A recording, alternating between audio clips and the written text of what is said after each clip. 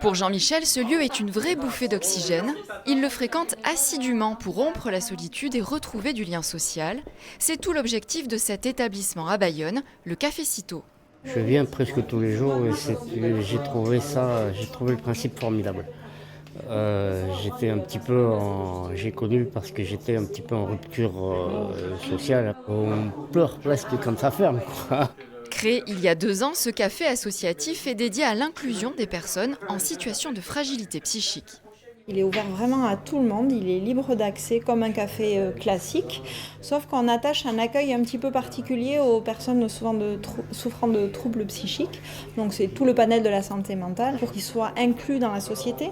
On génère de la mixité sociale grâce à des ateliers.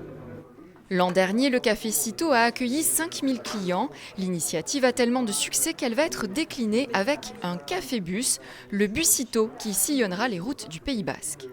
On va aller à la rencontre des gens et faire en fait les mêmes choses que le Café Cîteaux, mais à l'extérieur. Donc c'est-à-dire qu'on va aller sur Hasparren, sur Saint-Palais, sur Moléon, sur Garassi. Ça sera un bus 9 places qui tirera une caravane qu'on va installer sur un fronton, une place du village, une salle de fête. Et on va organiser l'activité autour de cette caravane. Pour développer ce café ambulant, l'association vient d'obtenir une importante subvention du département, 56 000 € attribués dans le cadre de la lutte contre l'isolement et la solitude. Le bus Cîteaux devrait prendre la route d'ici la fin de l'année.